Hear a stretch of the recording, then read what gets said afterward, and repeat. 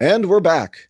I'm Bill Hellkamp of Reach Development Systems, and with me, as usual, is Professor Scott Plum of the Minnesota Sales Institute. Ever look at a company that failed and know why it happened long before the lights were turned off? Or sometimes you hear about it later and wonder why? On this very episode, Bill and I will be talking about the autopsies of the companies that are no longer with us. So pour yourself a cup of chamomile tea as Bill and I discuss reasons sales departments fail and much more on episode 433 of Get Into Our Podcast.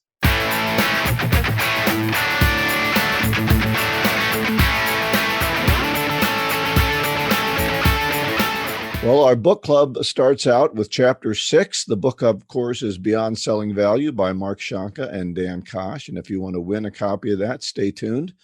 But we're on chapter 6 now, Beyond Selling Value, the inside stuff, fundamentals of the research meeting. And what have you always called the research meeting, Scott?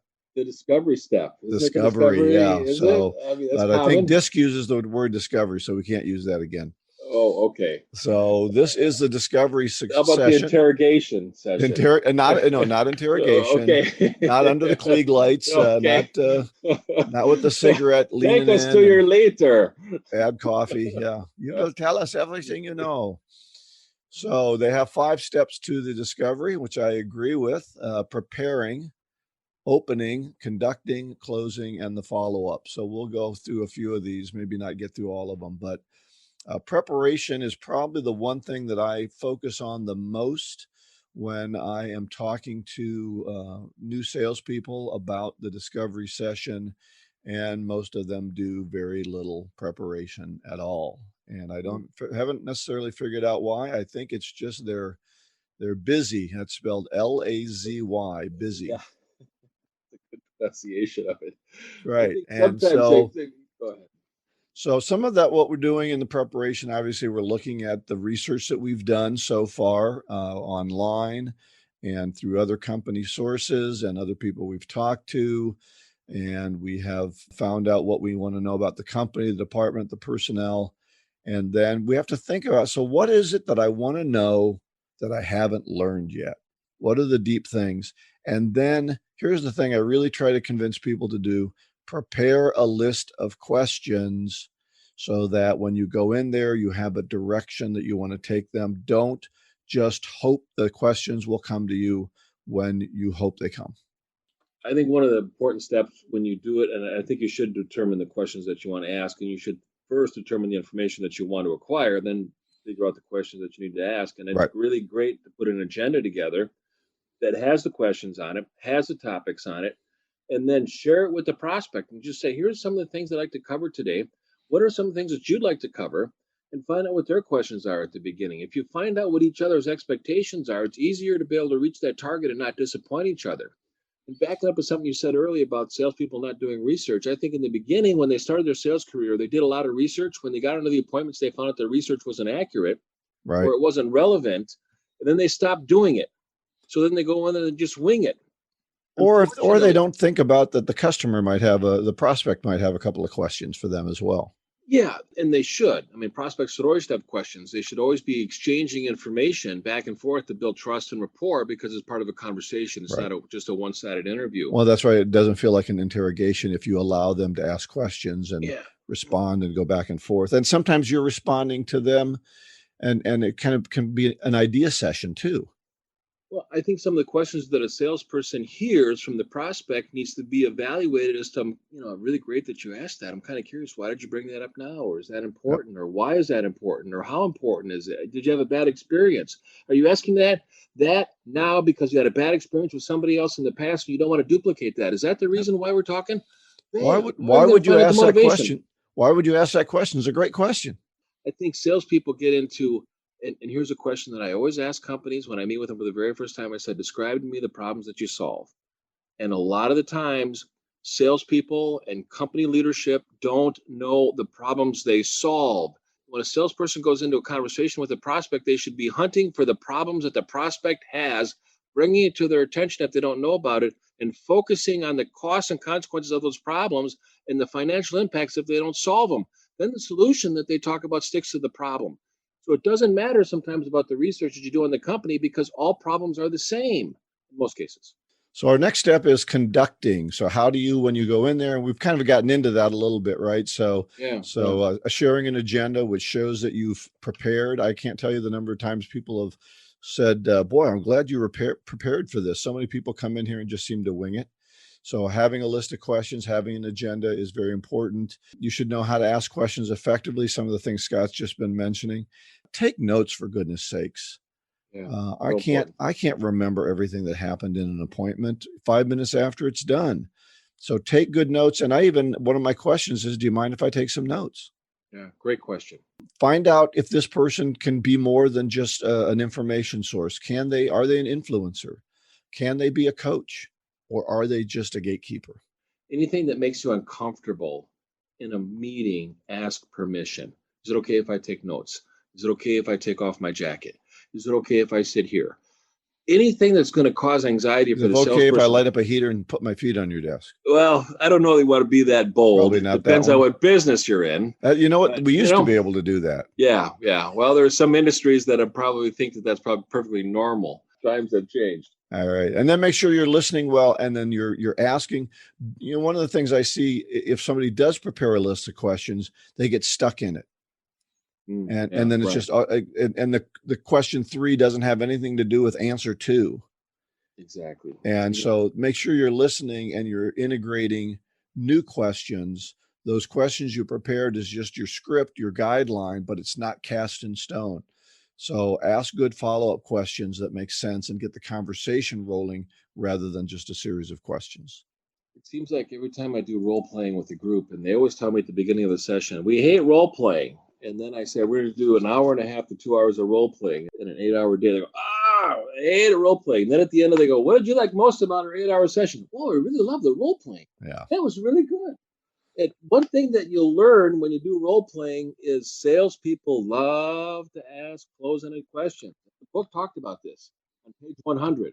So there's open-ended, close-ended. There's assumptive questions, which you got to be a little careful with those. And then there's high-impact questions. But I think there's another type of question. It's a leading question, where you're leading them to the answer, and you're providing them a guide for them to relate to a problem that they're having that they don't really know that they have until the salesperson enters the room.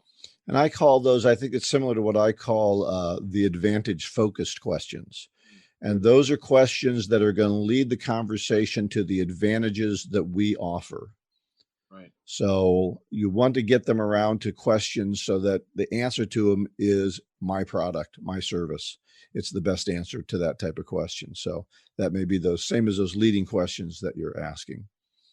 As we're getting ready to close up the session, which should maybe only be no more than a half an hour, maybe 45 minutes, but whatever time that you've told them, don't go over that without permission. One question that I might say is, look, I said we'd meet for a half hour. We're at 25 minutes. I want to make sure that you cover anything you want to cover. Tim, do you want to keep going? Do you want to make sure we stop at 30 minutes? So make sure that you're not going over your time, but also let them know what you're going to do with the information. What's the next step in the process?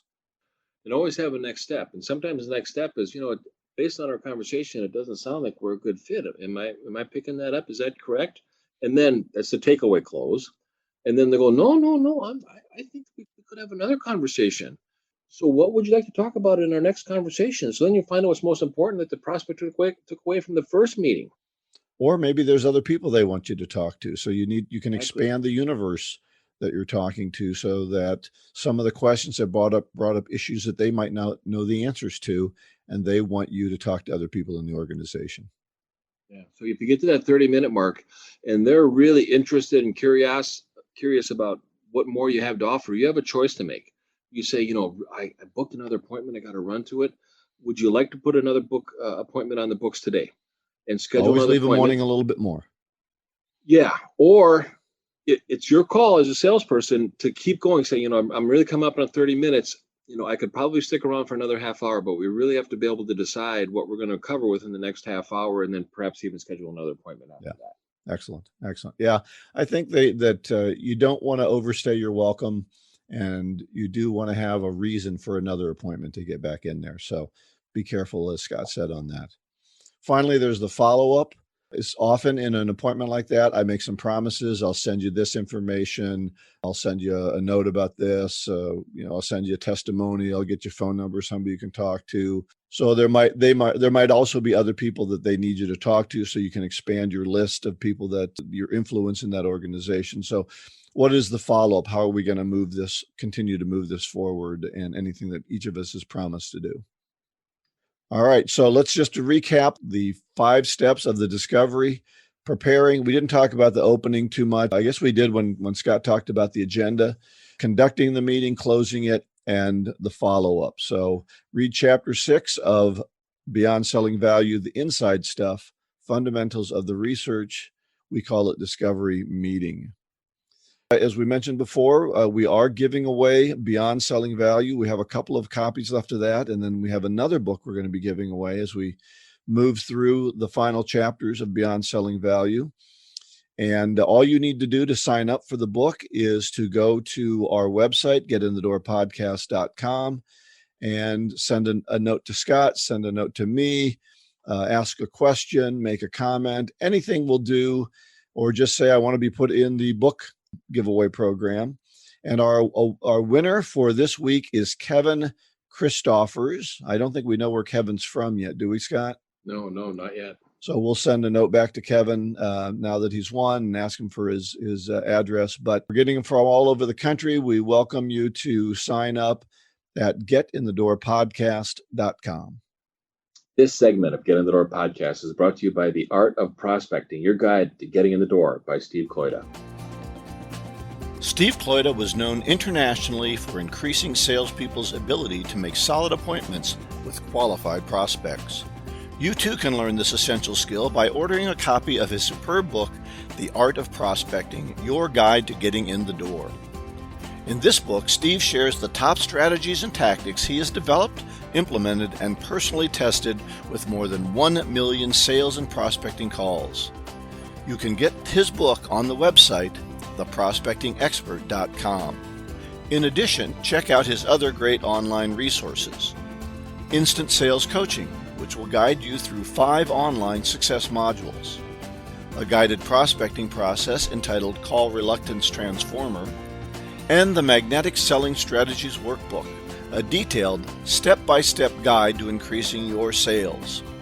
Get any of these valuable resources at theprospectingexpert.com. So our topic today is why companies fail. And we're going to talk specifically about the sales channel. Why does the sales department fail the company? And if we think about the sales department is the locomotive that pulls the train. It is the engine that pulls it's just the a bunch train. of guys and women that go out and play golf and eat lunch with people. Yeah, right, yeah. If I had it, I'll tell you what, if I were in that sales department, I would. I'm telling you, nothing happens until somebody sells something. You can have the greatest we just need product. Marketing sells it all. Yeah, marketing. So I heard the great line the other day that marketing is air support for the salespeople on the ground, fighting in the trenches. So if it's not marketing, then it's product development, because a product will sell itself. Right. You build a better mousetrap and they're going to beat a path to your door, and you won't even need a sales team. Or brand. All right. So why do companies, sales departments fail? I come up with 6 of them that I think are really important. And if we look at, I came up with 8, but I bet they're about the same. Okay. Well, I'll start off with one. You tell me if you agree with it, disagree with it, and then if I disagree. I'll let you say if the list is incomplete, then fill it in with. You told me I had to disagree so that it would be more interesting. Okay. So the first one is there's no system, there's no sales process, there's no overall process that everybody follows. You can't measure what you don't measure, and we cannot improve the sales processes. Everybody is on their own and they're doing something completely different. If sales are exceeding the goal, why? What's working? If sales are low and we need to change, where's the kink in the hose? Yeah. No sign of a consistent sales process is a long sales cycle, a low closing ratio, multiple objections that nobody knows how to really handle. The manager can't manage a different sales process for every salesperson that they work with. Right. They end up becoming reacting and not leading. Yeah. Now I had a similar one, but I said not changing the sales process or program to meet current needs. I'm assuming they have something, but even if they do, they're not finding a way to work with current needs. And that can be a change to technology. People are buying differently because of technology. They can go online and do a lot more research. I think the lockdown should have caused your sales process to be different. But if I'm just sticking with the old way of doing things or no process at all, I'm not going to have much chance to sell productively and no chance to manage a large group of people. Right. And since you brought up management, I think it's, another reason is there's no reinforcement. Repetition is the mother of learning. Tell me, show me, let me needs to happen more than once. And sales leadership needs to reinforce and follow up on the sales development. You just can't introduce it once, expect it to be adopted. It needs to be reinforced over time. And when you're starting to hear the same objections in sales leadership from your sales team, that is a sign that more reinforcement needs to occur within that certain topic. Now, is that your second point? That's my second point. Okay. Yeah. I have 3 different ones on leadership and managers. Okay. I think they fall into that, and maybe some of them will turn over into something else. I'm going to go through all 3 of them, though. Great. Okay. I have that leadership doesn't know how to sell or how to lead. And let me give you an example. I was working with a company, and they were having problems with sales. I went in there to talk to them, and I started talking to the sales manager, and he was an engineer who had never been in sales before. And so I asked the owner, why was he the sales manager? And I was told it was his turn to be a manager. And so their problem was they weren't getting any productivity off of their shows. And it turned out they were taking 6 months to make calls back, and the deals were already done. So that's number one. They don't know how to sell, or they don't know how to lead. Second management one is managers that focus on the wrong data. Only thing they're looking at is, what did you sell yesterday? And they're not managing the important data like contacts, calls, appointments, and all of the different things we need to do to get a sale to happen. So they're managing much too late in the process, just managing appointments to sales. Then the third one I have on managers is they have managers instead of leaders, drivers instead of mentors and coaches. And so I think that's getting close to your point. They don't have people that know how to lead or sell, and so they can't mentor or coach people into doing the right thing. So they just manage them by managing their pipeline. Right. I'll share a couple more. There's no accountability. If goals are missed, what happens? Do we just say, oh, well, better luck next month? I mean, we can't have that type of culture within the sales department, because people will end up falling to the lowest common denominator. And the sales culture is defined by what leadership is willing to tolerate. Yeah. Ooh, you just want to bite down on I think a wooden that's so spoon when you hear true. that. I didn't have that on my list at all. And I think, boy, that really resonates with me. Now that goes back to this inability to manage. And part of management is having some kind of accountability, some kind of problem that occurs if you don't do anything. And I know you've talked to me in the past about a number of companies that you've worked with where they tell salespeople you need to do this, and if they don't, so what? Right. Yeah, nothing happens. When it comes and this all starts with the onboarding process. And here are 3 things that come to the onboarding process. Number 1, communicate clearly the expectations. In writing, preferred.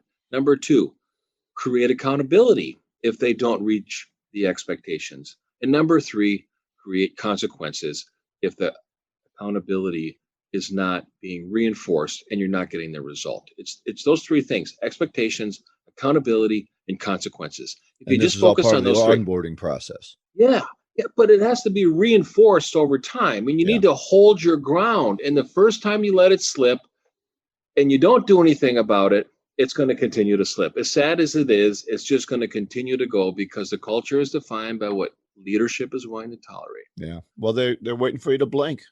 Right. Everybody's testing their leaders all the time.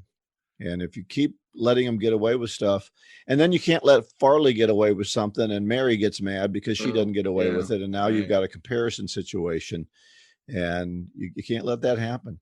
I've got a few things happening here for this onboarding. Number one problem I see is they're hiring people who have product knowledge instead of people who fit the profile of a successful salesperson.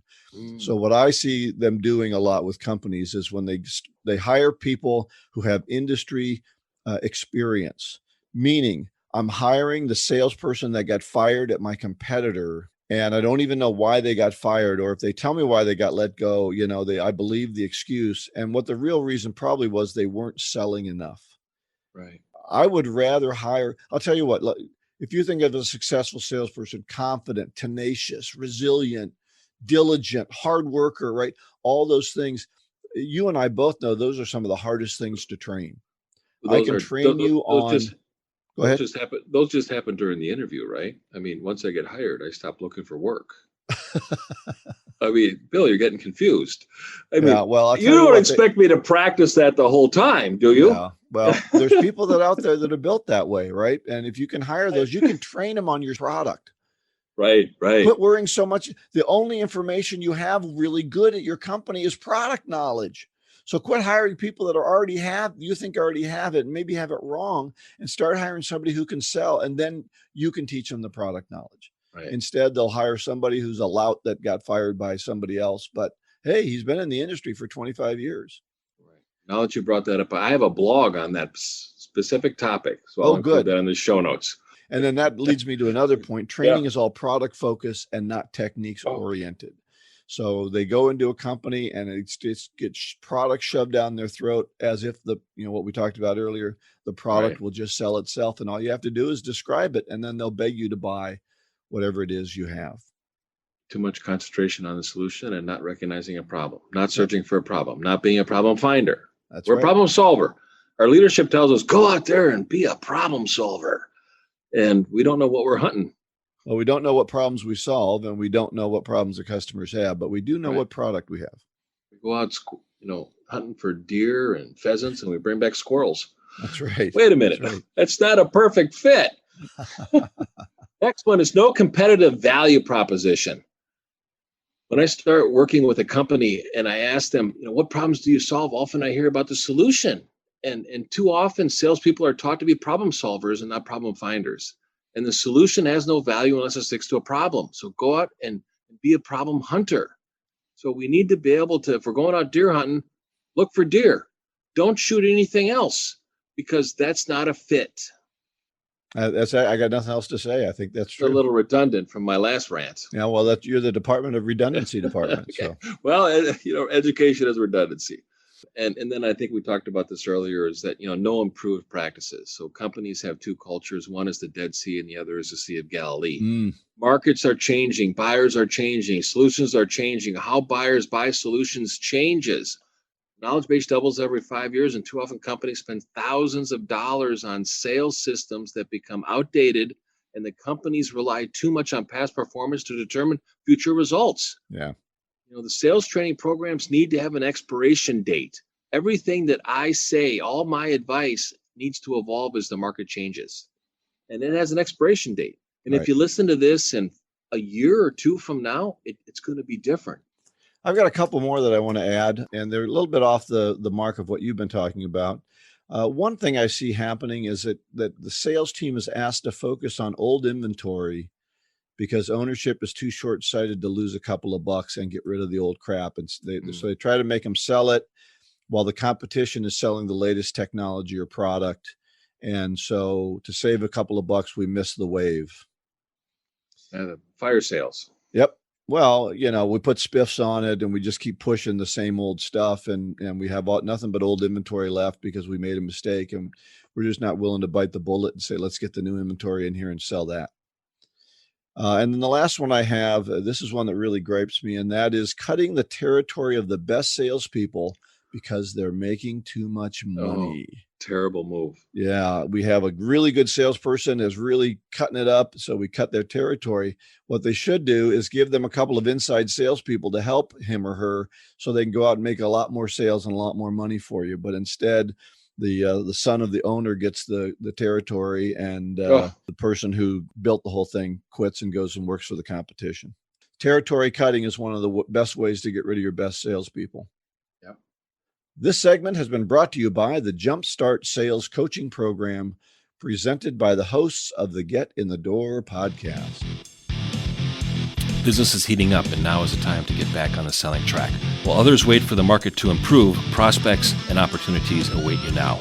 Perhaps you want to be more productive on your prospecting, or you'd like to increase your closing percentage. Maybe having meetings online is not as comfortable as being in person. Sales reps are telling us they need some honest accountability and skill development to rise above the competition. Whatever your reason, this is the perfect time to engage with an experienced sales coach. That is why the hosts of Get in the Door podcast, Professor Scott Plum and Bill Hellkamp, have developed the Jumpstart Sales Coaching Program. For only $495, you can receive personal coaching from the same sales professionals you enjoy on this podcast. It all starts with a discussion to give us your insights into your specific goals, challenges, needs, and motivation. After your 1-hour online session to jumpstart your coaching process, you will receive 5 more half-hour individual coaching sessions to enable you to make improvements over time and create new habits. Most salespeople make their money back with just one sale. Go to getinthedoorpodcast.com to contact Bill or Scott about the Jumpstart Sales Coaching Program. Do you believe you deserve better results?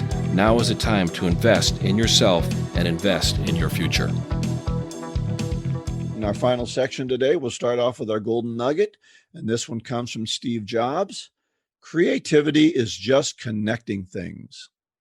Wow, that's content and syntax. So you got to have the content and then put it in a certain order. So 2 items that we need. If we don't have it, we make it up.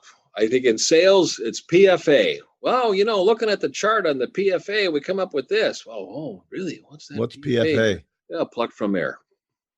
Oh, plucked from the air. Well, I think what he means by this is that we're not always inventing new things. Sometimes we're just making new connections. We're looking at things in a different way.